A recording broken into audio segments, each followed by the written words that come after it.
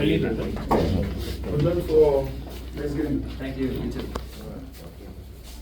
Okay, thank you. Great.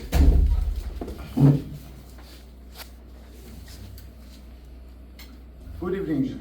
Hey, good evening. Just shift the mic to you a bit more. Guys, post-match press conference number 2, we have the head coach from Haiti, and we also have Coach. Just start by stating your names for the press. Coach Sebastian Maine. And Jukens Nazon, number 9 for Haiti. Go ahead. Coach, votre analyse du match de ce soir. L'analyse, c'est qu'on était venu sur cette phase de date FIFA pour prendre un maximum de points. C'est ce que les garçons ont pu réaliser en prenant 6 points, en se positionnant sur la tête de ce groupe, même s'il y a une différence au goal average avec Curaçao, mais on est dans les deux équipes qui se détachent. Donc le contrat comptable, on va dire, est rempli. Maintenant, on n'oublie pas d'où on vient, on sort d'une période difficile, il faut retrouver de la confiance. C'est difficile d'arrêter la spirale, de l'inverser et de gagner les matchs.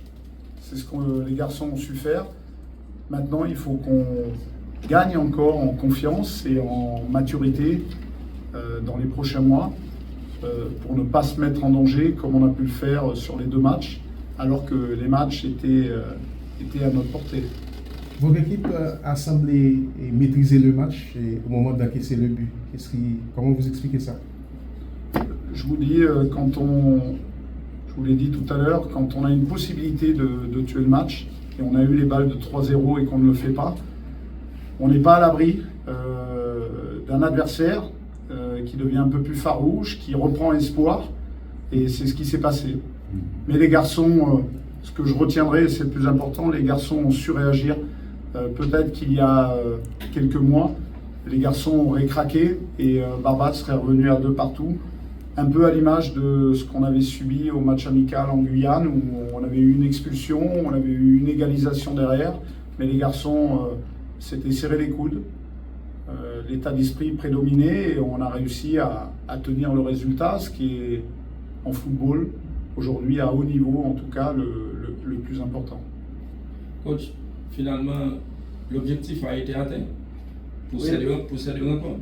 Et comme je suis toujours très critique avec mes garçons, j'en demande toujours plus. Donc le premier objectif qui était comptable est assurément atteint. Je suis très content pour eux et très fier d'eux. Ensuite, il y a plein de choses à améliorer.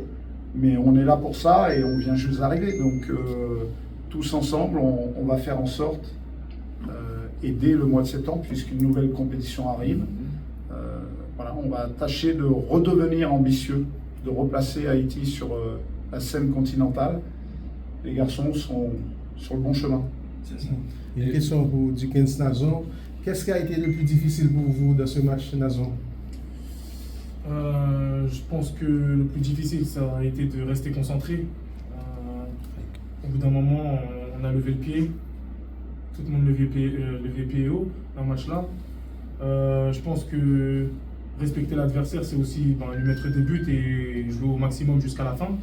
Après, il y a différents facteurs comme la chaleur, etc., le rythme et tout dans le match. Mais dans l'ensemble, comme le coach a dit, tout a été respecté. Il faut voir le positif dans tout ça, c'est qu'on a pris les 6 points et qu'on se place en première position ex aequo avec Curaçao au classement. Beaucoup de combativité dans la réalisation du 3e but haïtien. Vous pouvez nous l'expliquer?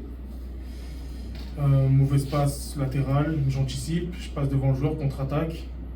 Le coach, comme il nous demande à chaque fois de jouer les contre-attaques à fond, Mika il y croit, je lui mets le ballon un peu trop loin, mais il y croit quand même.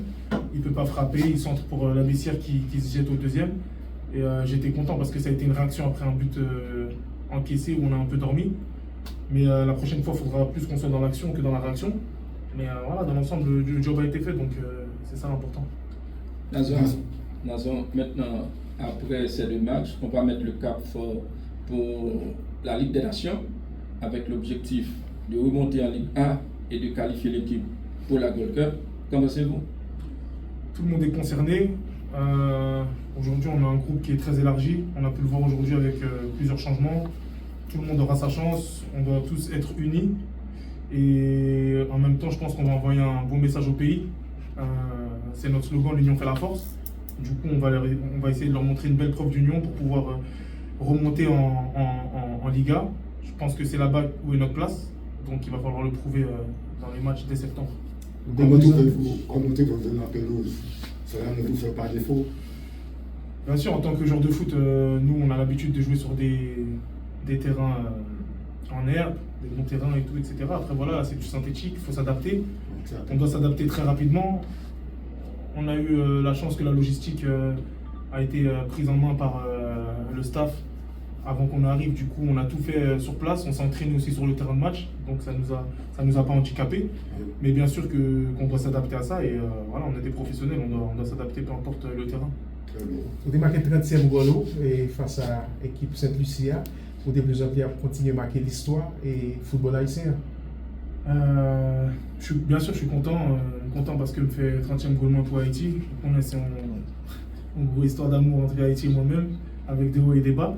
Mais aujourd'hui, c'est pas ça qui est le principal. Je pense que le cadeau que Mkaba est dans un pays, c'est en qualification pour Coupe du Monde.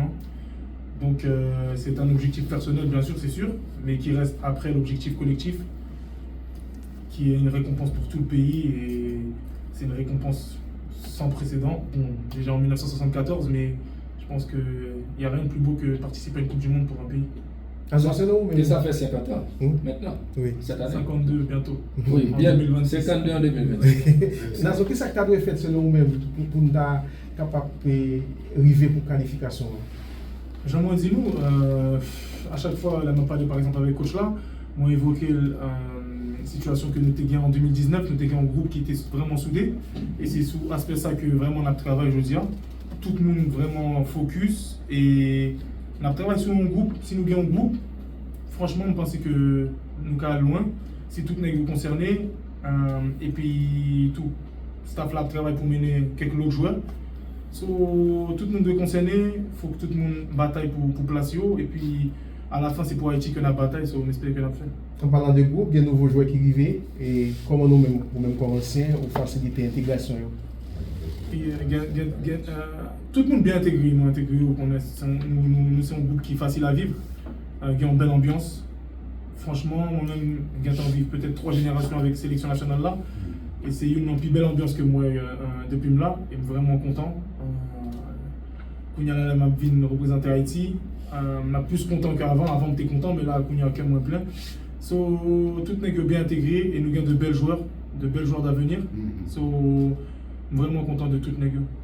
On s'excuse auprès du coach, nous avons l'habitude de nous parler en créole et c'est pour ça qu'on a changé de Je commence à le comprendre, je ne le parle pas encore. Excusez. Okay, you'll have some questions. Coach can answer some questions in English for us, and so the 3 teams can answer questions. The accent in Barbados, it's not easy, but I will try to understand. Okay. In last year's Nations League, we had plenty of draws, 3-4 draws. Yeah. And